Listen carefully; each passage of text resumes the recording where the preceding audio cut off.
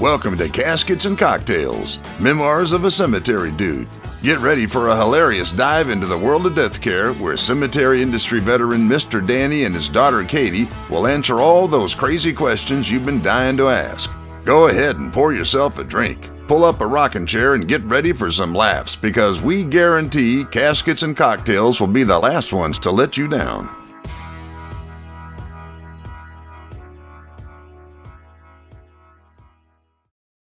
Hey guys, Katie Leverett here. Hey, I'm Danny Faulkner. I'm her daddy. And welcome to Caskets and Cocktails. And we have a fun show for you guys today. Yeah, a little bit offbeat. A little bit offbeat. So we are going to be talking about obituaries. Dum-da-da-dum. Dum-da-da-dum. So we have had quite a few questions come in, and they're all kind of around the same thing. But we have one from Nancy in Columbus, Ohio. And Nancy would like to know, have you ever heard or buried someone that has a crazy obituary? Oh, yeah. You had? Lots. Oh, my Lots. goodness. And So, hold on. Has it been as crazy as this? Bill Eyes passed away in Rhode Island. Yeah. And he was perhaps, the most important thing to Bill was educating people on the dangers of holding your farts. Pardon me? This is what it says in this man's obituary. So he will go down through perpetuity Yeah. as not holding his farts. And it says, sadly, he was never able to attain his lifelong goal of catching his beloved wife, Judy, cutting the cheese or playing the bum trumpet. which he likened... That's great. I love this guy. Which he likened to a mythical rarity like spotting Bigfoot or a unicorn. So... Old Bill. Yeah, well, there's long winters in Rhode Island. Look at this poor man's face. Oh, he looked like he smelled one. Yeah, I'm going to have to post a picture of this one. This is Yeah. a good one. I'm saving it. It's going on Instagram, guys. Is Rhode Island? Yeah, I think so. Yeah, they got long, hard winters. Yeah, and all they got to do is toot the entire winter, I guess. So Nancy, obviously Nancy's been looking at the same websites I have, and she wants to know, and so do I, have you had some crazy ones? And if so, I want to know, does the family, like, kind of, when you walk in, you're like, oh yeah, this makes sense, or are you, like, weirded out when you meet the family? Well, everybody's different. Everybody's trying to accomplish something, okay? You don't walk into this thing very cavalierly, when you're writing your daddy's obit or your mama's obit. You tend to overthink it. The best obits are when the deceased writes the obit. About themselves? Yeah, about themselves. And that way you've got a picture of what the deceased was trying to accomplish in the real world, okay? Whether they were able to accomplish it or not, is mixed, but those are real good. So question, hold on, let's go back to this. You're alive and you're writing your own obit. Like, when you hit a certain age, should you just have, like, an obit in your drafty mailbox? Just waiting on you? Yeah. Really? Yeah. Do you have one? No. Okay, you're not at that age yet, huh? No, well. You're way too young for that. Yeah, right. No, I don't care. Okay. I really don't, because the people that read it that don't know me, they don't know if you're lying or not. Yeah. They're going, oh my God, he's incredible. I wish I knew this old man. I sort of feel like if we had read Bill's, you'd want to show up to the funeral and you'd have like a mass, like a whole bunch of people showing up. Yeah, I imagine that Bill's was pretty maxed out. Yeah. And everybody ate a bunch of beans before they went. Oh, gross. But, you're trying to accomplish certain things. You want your husband to be the world's greatest businessman. So your obit reflects his business achievements, his community involvement.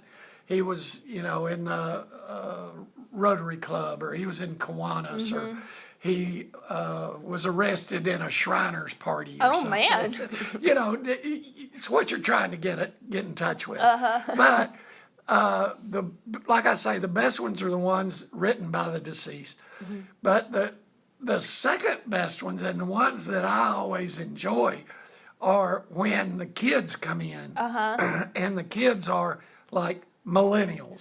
Okay. They're young, they're sharp, they've got a real sharp wit, Yeah. and they tend to make their obituaries kind of witty, like Bill's obituary, Yeah. you know?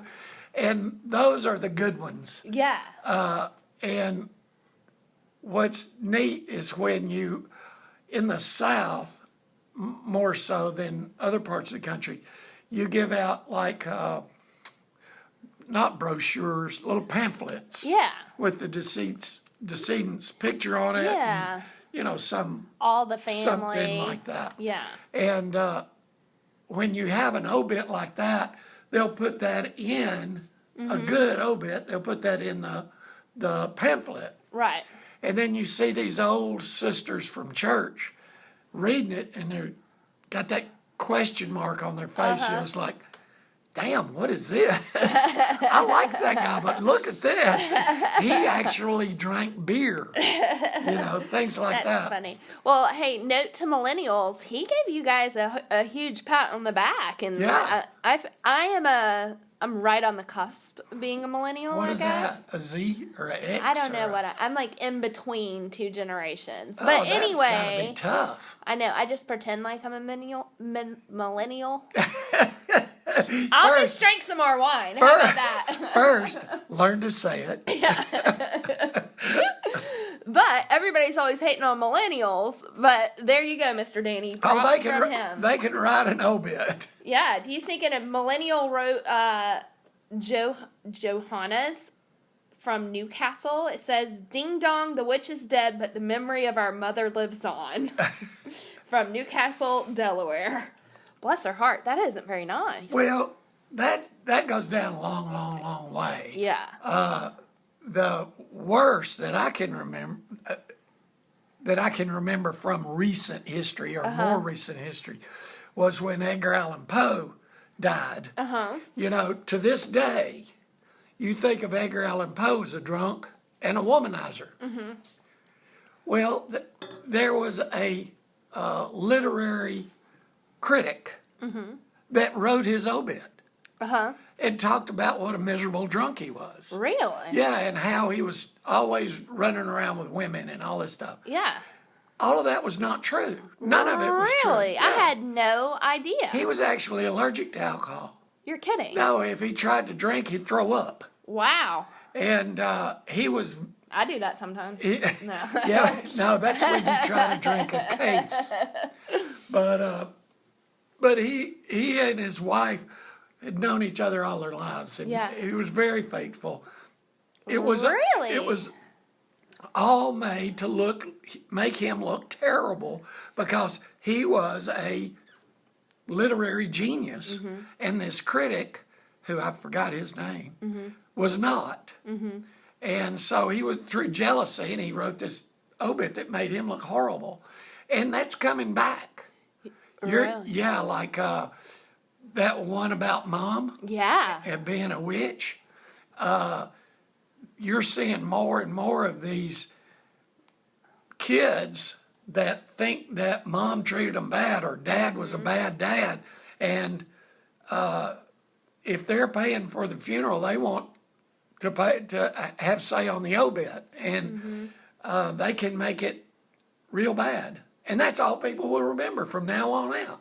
You know, Yeah. my dad beat us and Wow. made us eat chicken livers, you know, or something, Yeah. you know. So there are also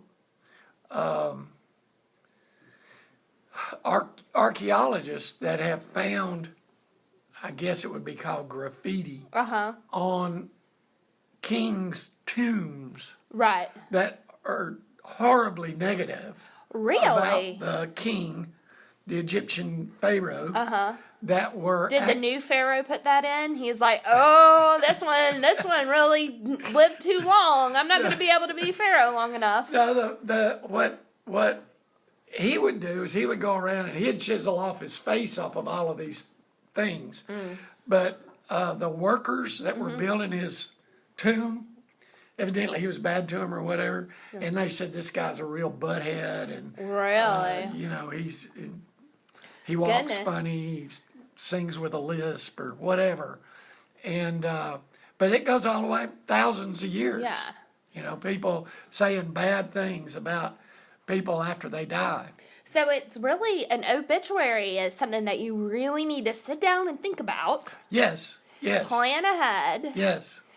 Or you're going to end up being remembered as a drunken womanizer, potentially. Exactly. And That's a child beater. terrible. Oh, my goodness. Yeah. So, I mean, how do you want to be portrayed to everyone that lives outside of your house? Right. You know, because when you get to a certain age, you get the morning paper, and the first thing They you still do- make this? Oh, shut up. You go straight to the obituary. You know, if you're on the computer, you go straight to the obituary, and you see how many of the dead people you know. Really? Yeah. Is this like a hobby that you pick up at a certain age? I guess. You're like I ticking guess. off, do you have a name of lists? Like a list of names that you put a check mark or a scratch through on? Yeah, that one's done. But, you know, people are going to be reading your obituary. And if you care, then you want to show a certain side or a certain thing that not very many people know. You know, not only your closest friends, but people from out of town that you went to high school with 35 years ago. So I'm reading one right now for Dorothy. Dorothy goes by Stella. She was a sweet lady from Hanover. Yeah. And you look at her obituary, she's got like 5 or 6 kids. Wow. And then it says, I told you it was cold winters. I know, but it says, and a shitload of grandchildren. It says that. It says it, a shitload of grandchildren and 1 great-grandson. I like that. So, but it looked like she said, and it does say she loved them all. So it's like, you know, it's a little bit of personality. I wouldn't choose to write a shitload of grandchildren in my obituary, although I hope I have them. I hope I have that many. Well, but that was, we had a lady, sweet little old lady.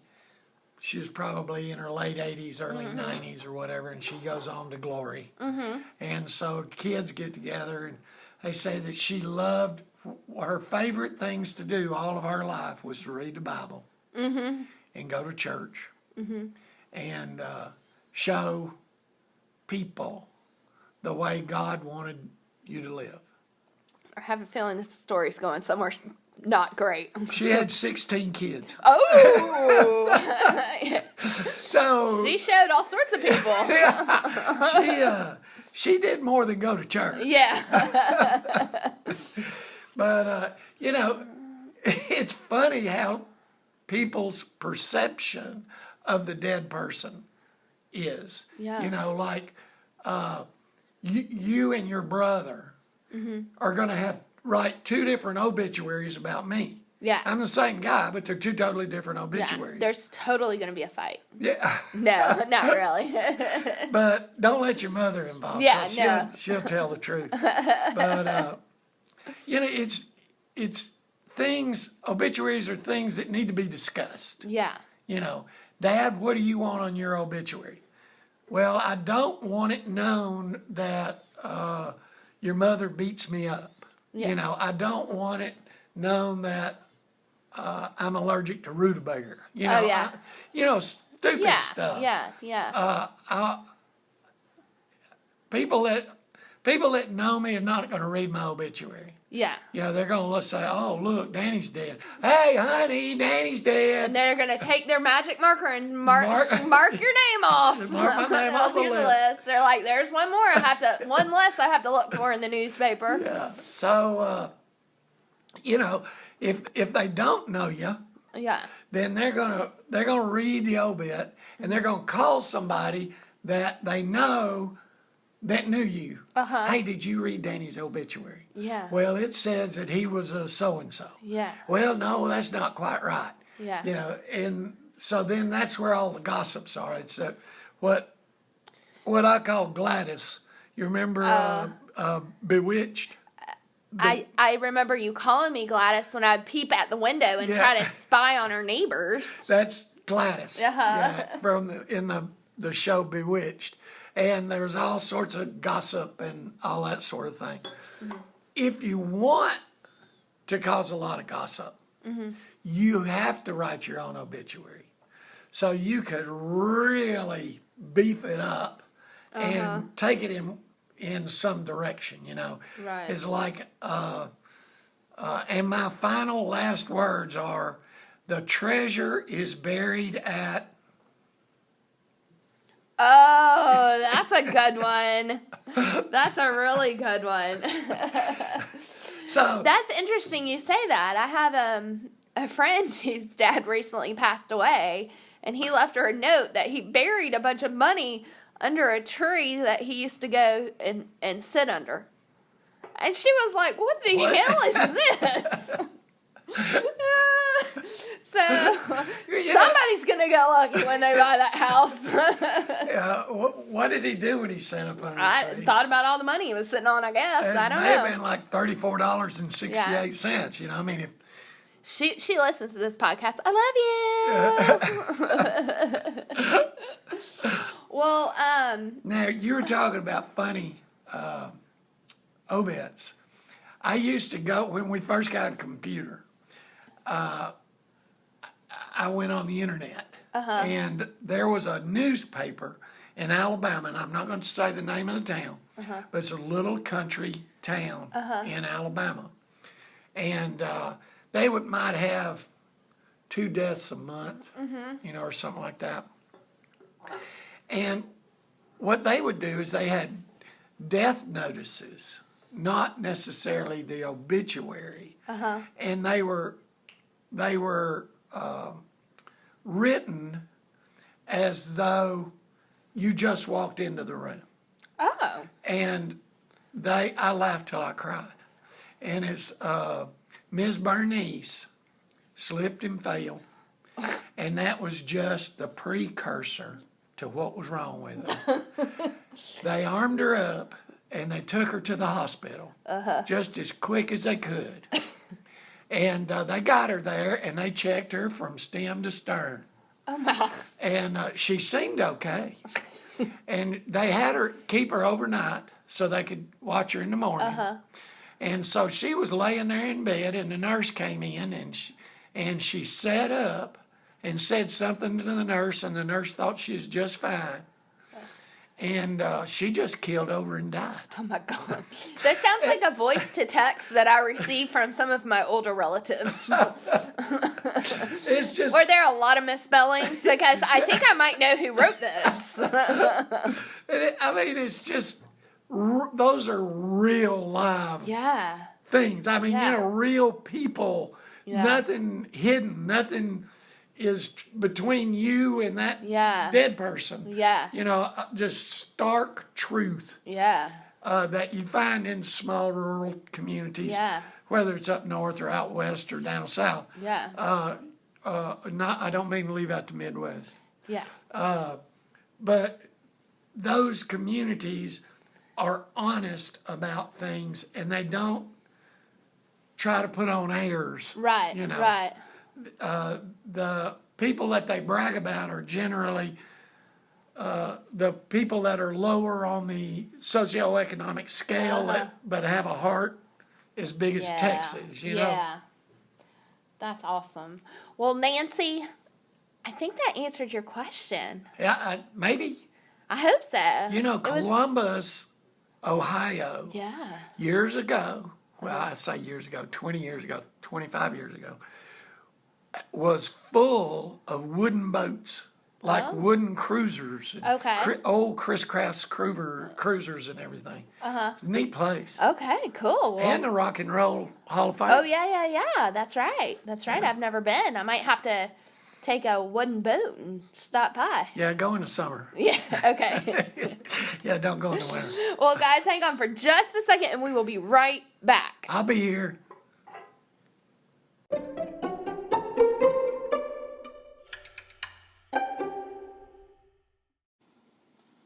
Beach Too Sandy, Water Too Wet is a comedy podcast featuring brother and sister duo Alex and Christina as they recap dramatic readings of one-star reviews written by real people with not-so-real problems. Whether it's a bar's no throw-up policy, a barista who's just too friendly, or a school psychologist's fashion sense, prepare for equal amounts of laughter and eye-rolling. Listen to Beach Too Sandy, Water Too Wet on Spotify, Anchor, Apple Podcasts, or any of your favorite podcast apps. You can also find them on all social media platforms at Beach Too Sandy.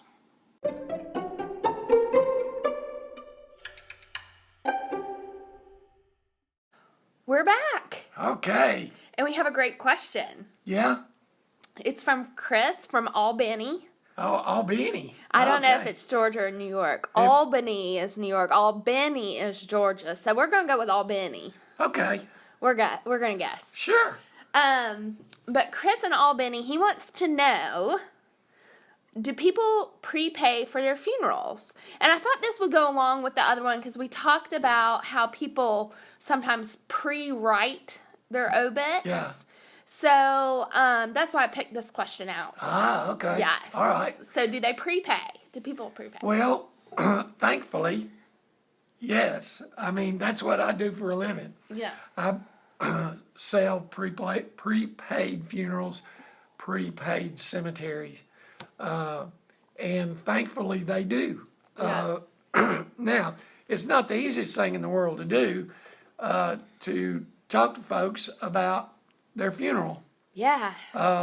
You would be amazed. Men don't want to talk about it. Yeah. I don't.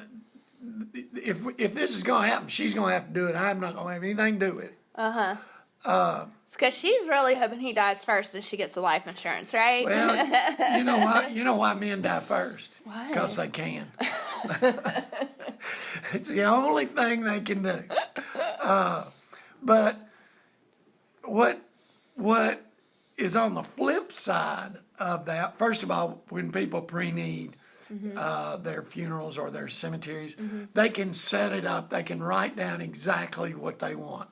They want, for instance, when I was in North Carolina, the ground superintendent died. He was about 63. And I went to the funeral.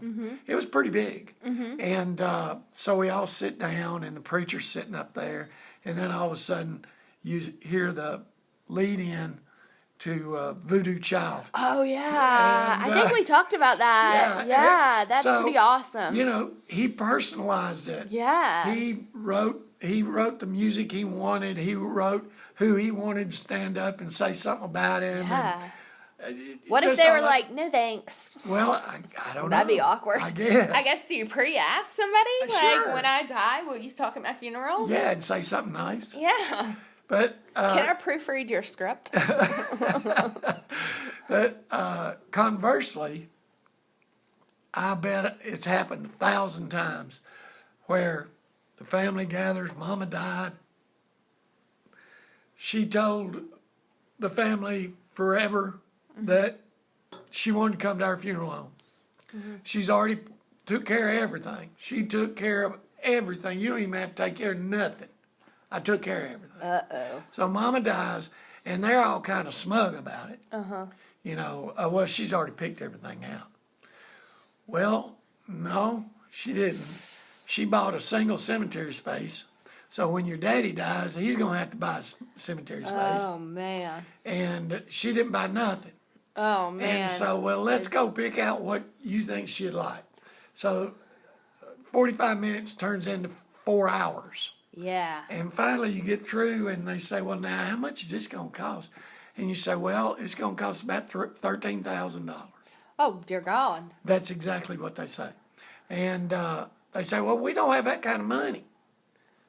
Well, yeah. I mean, pick out something different. Yeah. Yeah. This is not a philanthropic event. Yeah. Yeah. We do this to make money. Yeah. So I'll be glad to rework everything, look at everything different, Look at see what we can do. And get a good concept of what you think she would like on a budget. Exactly. I like to look on those videos about the room, and it's like the fancy, expensive room, and then they recreate it for like $200. Oh, yeah, yeah. So maybe like the similar thing, but for a funeral. Exactly. Yeah. Exactly. And, They look beautiful one way or the other. A lot of times that's when the fight starts. Yeah. Because. And I bet people are hoping I bet Mama's hoping her obit's already been printed because it's going to end up being nasty. Like, ding dong, the witch is gone. That's exactly right. So they need to make sure that all this is done. Yeah. Don't just think about it. And Mama, for God's sake, she was 88 years old. Yeah. She had a little bit of dementia. And she tells you she's take care of everything, and you go, oh, okay, Mama, good. So maybe follow up. Yeah, why don't you? Why don't you call up and say, listen, my mama's Myrtle Tishmore, and she wants to be buried there. And Myrtle Tishmore. She said she's already bought everything. Yeah. So I just want to check on it. Do you say, your mama's a liar? No. Do you say that? No, you don't. You don't say that. That's probably not nice, huh?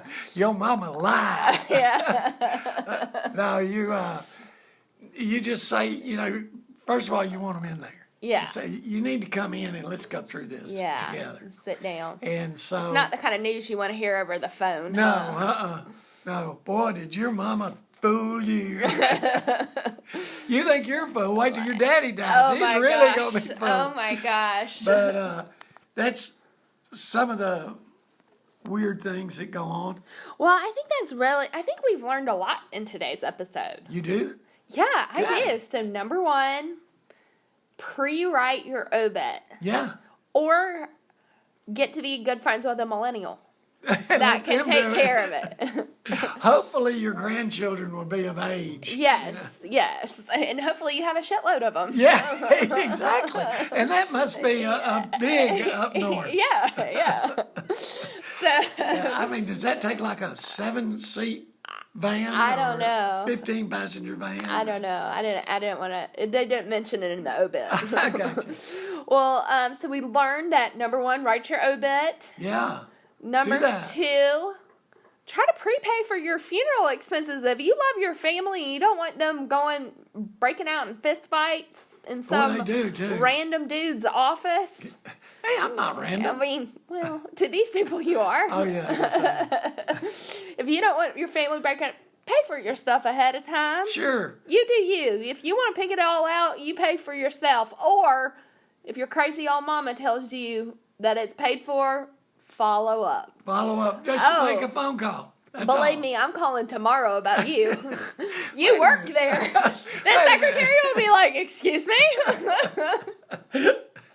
I want to know how my daddy's going to be put away. Seems like an awkward conversation to have when your dad works at the same funeral home. She'll say, Danny, it's your daughter again. Hey, I got college in my future. I got to pay for a kid's college. I can't be paying for all this stuff. Well, guys, we really appreciate y'all's questions. I just absolutely love all the questions we get. Wait a minute. Oh. Wait a minute. Okay. I know some of you remember Anna at this place I eat lunch at. Oh, yeah. Asking me some questions and stuff like that. Well, inadvertently, I hurt Kim's feelings because I did not mention her. Oh, Kim, we love you. Yeah. And she sat down with me at lunch today. And she said, when in the hell are you going to mention me on your podcast? I said, I will tonight. Okay, good. Well, so she'll be listening. Oh, good. Well, Kim, thank you for listening. Tell all your friends and family. And you can share this episode with them because now you're podcast famous. Yeah. Yay! People from miles around will come there and eat just so you'll get tipped. Be there. That's good. Yeah. Exactly. Yeah, that's awesome. Well, Kim, thanks for listening. And everybody else, thanks for listening. Yeah. And keep those questions coming. Be sure to check out our website at casketsandcocktails.com. We are on social media everywhere. And guess what? We have over 3,000 Instagram followers. Wow. Yes. And we've had almost 25,000 downloads of this show. Oh, my goodness. That's insane. Yeah, it is. That's a small town. Yeah. Well, actually, it's not so small. I lived in a county of 18,000. Well, everybody in that county listen. And then some. Yeah. They keep checking the obit and seeing that you're still alive. Yeah. So Yeah, well, they're damn it. gonna- We got to we listen gotta to it listen next this week. But so our numbers are going real good. So you guys, please keep telling your friends and family about us. We just absolutely love doing this show and bringing it to you every other Monday. And it just be sure to subscribe, and it'll show up right in your podcaster. And if you like us, go out and leave us a review. We really, really depend on those reviews. A couple of people put a 1-star review. 2 people. What? I know, but we've had like Let's track them down. 60 of the other ones. I Can know. you I'm be gonna. a podcast stalker? I don't know. I might call them up and ask for feedback. Yeah. I don't know who they are. If that was you, you're probably not listening still. Yeah, we don't like you. But we love everybody that listening. We love everybody else. Yeah. We love everybody else. And be sure to remember that Caskets and Cocktails will be the last ones to let you down. Oh my goodness. So Killer Trace has a new product, and I am so excited. Really? Yes. What's it about?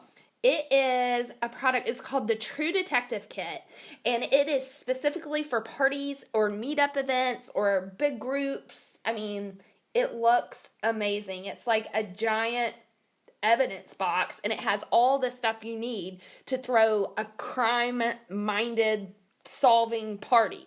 Oh, wow. I know. It's like, back in the day, people used to do those murder mystery parties. Yeah, like the butler did it with a candlestick in the library. Yes, kind of like that, except like for real. I mean, it's not really for real, but it feels like it's for real. Nobody dies.